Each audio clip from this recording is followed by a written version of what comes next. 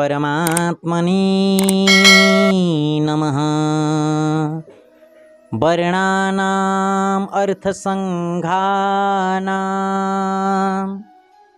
रसानां छन्दसामपि मङ्गलानां च कर्तारौ वन्दे वाणी विनायकौ। परम मङ्गलमय भगवान प्रभु परमात्मा श्री रामचन्द्रलाई प्रणाम गर्दै, उहाँकै प्रत्यक्ष वाङ्मय प्रतिमूर्ति श्री रामचरितमानसलाई प्रणाम गर्दै, साथै ज्ञानमार्ग टिभीको माध्यमद्वारा हामीलाई हेरेर सुनेर साथ दिनुहुने सम्पूर्ण श्रद्धालु भक्तजनहरूलाई म वेद प्रकाश भट्टराईको तर्फबाट नमन गर्न चाहन्छु। स्वीकार्नुहोस्। जय श्री राधे, जय श्री कृष्ण। समादरणीय श्रद्धालु भक्तजनहरू, हामीले चतुर्मा श्रीराम कथा अन्तर्गत हिजोको प्रसङ्गमा श्रवण गरेका थियौँ।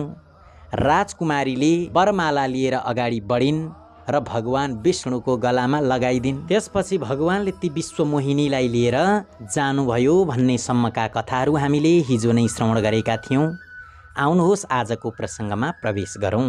जब भगवान श्री नारायणले राजकुमारको रूपमा विश्वमोहिनीलाई लिएर जानुभयो, सारा राजमण्डलीहरू निराश भए। मोहका कारणले नारद महामुनिको बुद्धि नष्ट भएको थियो। यसैले उहाँ राजकुमारीलाई गएको देखेर धेरै नै आत्तिनुभयो, मानौ गाँठोबाट खसेर मडी हरायो। त्यसपछि शिवजीका गणहरूले मुस्कुराउँदै भने, गएर ऐनामा आफ्नो मुख त हेर्नुहोस्। यसो भनेर उनी दुवै धेरै भयभीत भएर भागे। मुनिले जलको प्रतिबिम्बमा आफ्नो मुख हेर्नुभयो। आफ्नो रूपलाई देखेर उहाँलाई धेरै क्रोध भयो। उहाँले शिवजीका ती गणलाई ज्यादै कठोर श्राप दिनुभयो। हो निशाचर जाई तुम कपटी पापी दोऊ, हँसेहु हमही सो लेहु फल बहुरी हँसेहु मुनि कोऊ। तिमीहरू दुवै कपटी र पापी भएर राक्षस भइहाल। तिमीहरूले मेरो हाँसो गर्यौ, बेइज्जती गर्यौ, त्यसको फल चाख। अब फेरि कुन मुनिको हाँसो गरौला। त्यसपछि फेरि नारद महामुनिले जलमा हेर्नुभयो। त्यहाँ आफ्नो असली रूप प्राप्त भयो। त्यसपछि पनि उहाँलाई सन्तोष भएन। उहाँका ओठ फरफराइरहेका थिए र मनमा क्रोध भरिएको थियो। तुरुन्तै उहाँ भगवान कमलापतिका समीपमा जानुभयो। मनमा सोच्दै जानुभएको थियो, गएर या त श्राप दिनेछु या प्राण दिनेछु। उनले जगतमा मेरो बेइज्जती गरे। दैत्यहरूका शत्रु भगवान हरि उहाँसँग बीच बाटोमै भेटिनुभयो। साथमा लक्ष्मीजी र उनै राजकुमारी थिइन् जो विश्वमोहिनी थिइन्। देवताहरूका स्वामी भगवानले मिठो बाणीमा भन्नुभयो, हे मुनि, आत्तिँदै आत्तिँदै कहाँ हिँड्नु भएको छ। यी शब्द सुन्दा नै नारदजीलाई ठुलो रिस उठो। मायामा वशीभूत हुनाका कारणले मनमा चेत होस थिएन। मुनिले भन्नुभयो, तिमी अर्काको सम्पदालाई देख्न सक्दैनौ। नारदजीले भगवान विष्णुलाई भन्नुभयो, तिमी अर्काको सम्पदालाई देख्न सक्दैनौ। तिमीसँग ईर्ष्या र कपट धेरै छ। समुद्र मन्थन गर्ने समयमा तिमीले शिवजीलाई बौलाहा बनायौ र देवताहरूलाई प्रेरित गरेर उनीहरूलाई विषपान गरायौ। असुरहरूलाई मदिरा र शिवजीलाई विष दिएर तिमीले स्वयं लक्ष्मी र सुन्दर कौस्तुभ मणि लियौ। तिमी ठुला धोकेबाज र मतलबी छौ। सधैँ कपटको व्यवहार गर्दछौ। तिमी परम स्वतन्त्र छौ। तिम्रो शिरमाथि त कोही छँदै छैन। त्यसैले जतिखेर जे गर्न मन लाग्छ स्वच्छन्दतापूर्वक त्यही गर्ने गर्दछौ। राम्रोलाई नराम्रो र नराम्रोलाई राम्रो बनाइदिन्छौ। हृदयमा हर्ष विषाद केही पनि सोच्दैनौ। सबैलाई ठगी ठगी पल्केका छौ र अत्यन्त निडर भएका छौ। यसैले ठग्ने काममा मनमा सधैँ उत्साह रहन्छ। शुभ अशुभ कर्मले तिमीलाई बाधा नै दिँदैन। आजसम्म तिमीले कसैलाई पनि राम्रो गरेका छैनौ। यसपटक तिमीले राम्रो घर बनाइदियौ। म जस्तो सज्जन व्यक्तिसँग शत्रुता गर्यौ, अत आफूले गरेको फल अवश्य पाउनेछौ। जुन शरीरलाई धारण गरेर तिमीले मलाई ठगेका छौ नि, तिमी पनि त्यही शरीर धारण गर। यो मेरो श्राप भयो। तिमीले मेरो शरीर बाँदरको जस्तो बनाइदिएका थियौ, त्यसैले बाँदरले नै तिम्रो सहायता गर्नेछन्।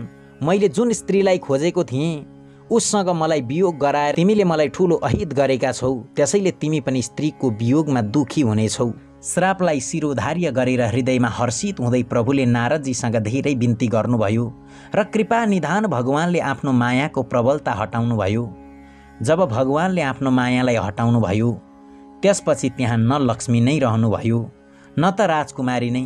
त्यसपछि मुनिले अत्यन्तै भयभीत भएर श्री हरिका चरण समात्नुभयो र भन्नुभयो, हे शरणागतका दुःखहरूलाई हरण गर्ने मेरो रक्षा गर्नुहोला। दुःखहरूलाई हरण गर्ने हे ईश्वर, हे परमेश्वर, मलाई रक्षा गर्नुहोला। मेरो श्राप मिथ्या होस्।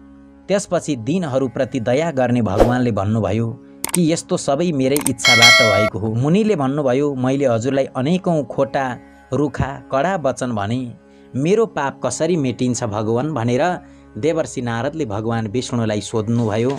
तब भगवान विष्णुले भन्नुभयो, गएर शङ्करजीको शतनाम पाठ गर, यसबाट हृदयमा तुरुन्तै शान्ति हुनेछ। शिवजी समान मलाई कोही पनि प्रिय छैनन्, यस विश्वासलाई भुलेर पनि नछोड्नु। कति राम्रो कुरा भन्नुभयो भगवान विष्णुले। आजकल हामी के भएका हौँ? विष्णुको भक्ति गर्नेवालाले शिवलाई पुज्दै पुज्दैनौँ, कृष्णको भक्ति गर्नेवालाले शिवलाई पुज्दै पुज्दैनौँ, शिवको भक्ति गर्नेवाला कसैले विष्णुलाई पुज्नुहुन्न। वास्तवमा यस्तो गर्नु हुँदैन सज्जन। हामीले भगवानहरूलाई दूर बनाउनु हुँदैन। भगवानहरूमा यति धेरै प्रेम छ, हामीले भगवानहरूलाई छुटाएर के पाउँछौँ र सज्जन?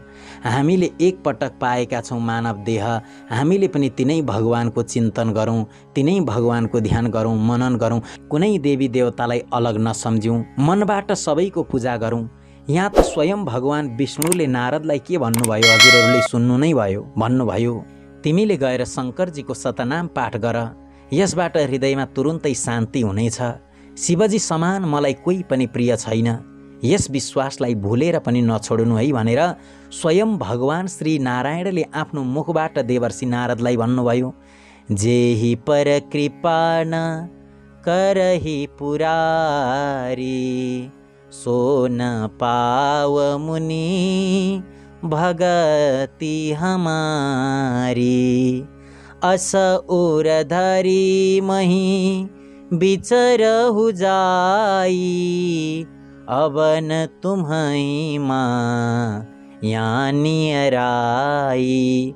भगवान नारायण भन्नुहुन्छ, जब भगवान शिवले कुनै भक्तमाथि कृपा गर्नुहुन्छ त्यस पछाडि मात्रै उसले मेरो भक्ति पाउँछ।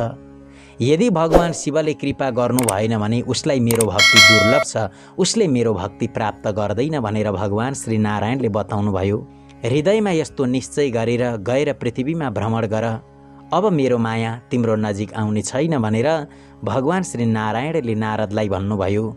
धेरै प्रकारले मुनिलाई सम्झाइ बुझाइ गरेर त्यसपछि भगवान प्रभु परमात्मा श्री नारायण अन्तर्ध्यान हुनुभयो लक्ष्मी नारायण भगवानको। र नारदजी महामुनि श्री रामचन्द्रजीका गुणगानहरूलाई वर्णन गर्दै सत्यलोक ब्रह्मलोकमा जानुभयो। शिवजीका गणहरूले जब मुनिलाई मोहरहित र मनमा प्रसन्न भएर बाटोमा जाँदै गरेको देखे, त्यसपछि उनीहरू अत्यन्त भयभीत भएर नारदजीसँग आए र उहाँका चरण समाती दीन वचन बोले, हे मुनिराज, हामी ब्राह्मण होइनौँ, हामी शिवजीका गण हौँ, हामीले ठुलो अपराध गर्यौँ जसको फल हामीले पायौँ। हे कृपालु, अब श्राप मेटाउनका लागि कृपा गर्नुहोस्। दिन दुखीहरूमाथि दया गर्नुहुने नारदजी भन्नुहुन्छ, अब तिमीहरू दुवै गएर राक्षस बन, तिमीहरूलाई महान ऐश्वर्य, तेज र बल प्राप्त हुनेछ।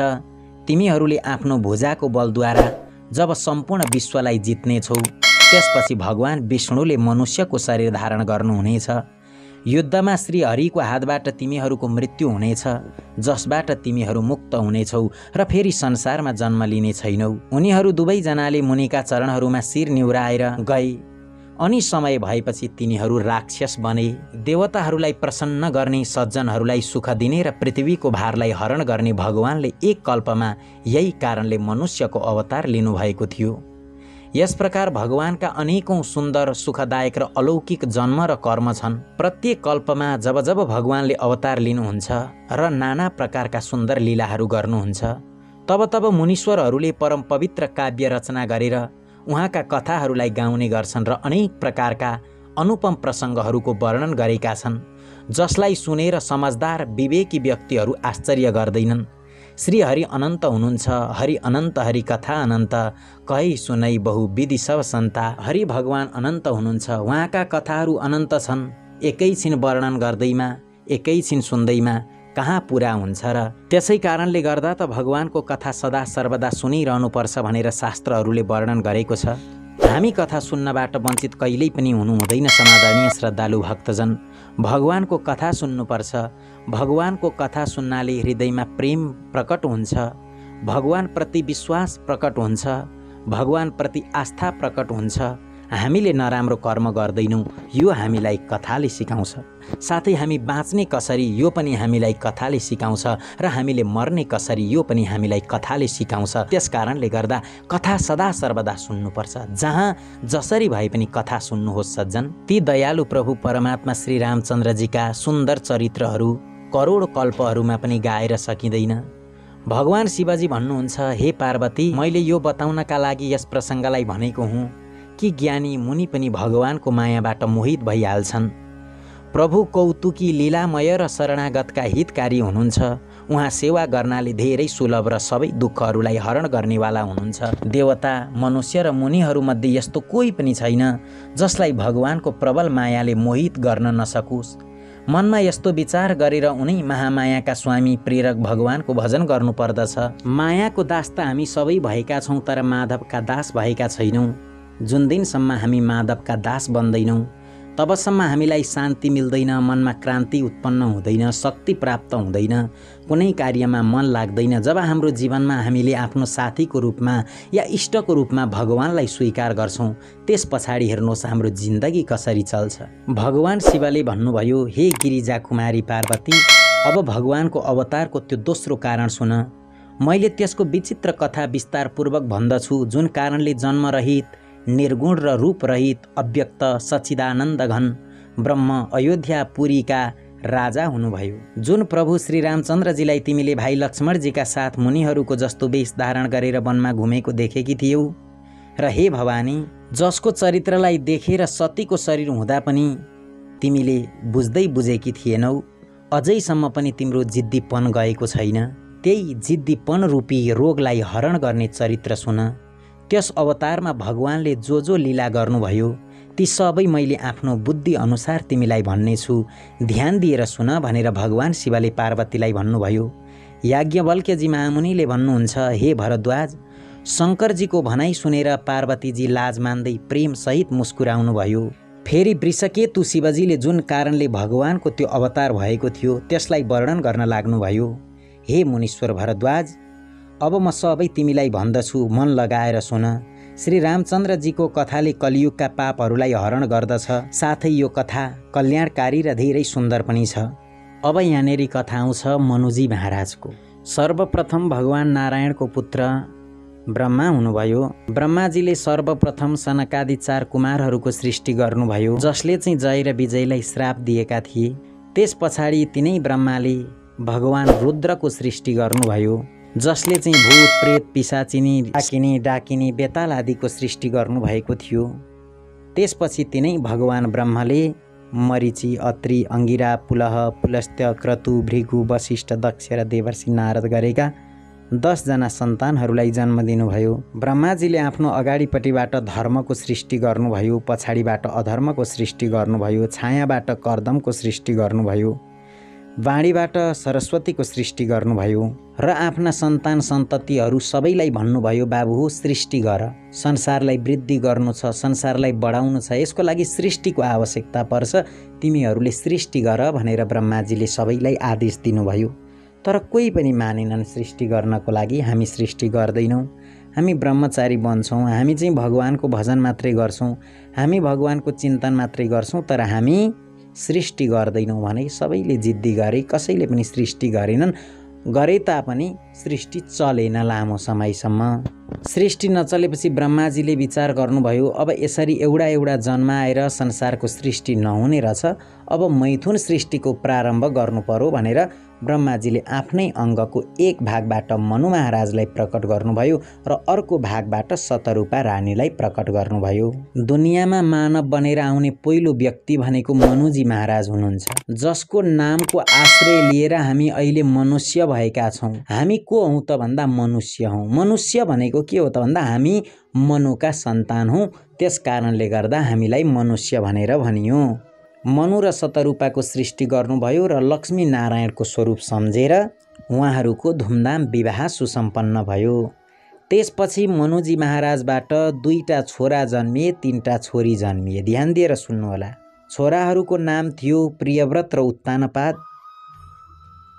छोरीहरूको नाम थियो आकुति, देवहुति र प्रसूति। उत्तानपादजी महाराज बडो धर्मात्मा हुनुहुन्थ्यो, धर्म कर्म गर्नुहुन्थ्यो, जसको 2 जना पत्नीहरू थिए।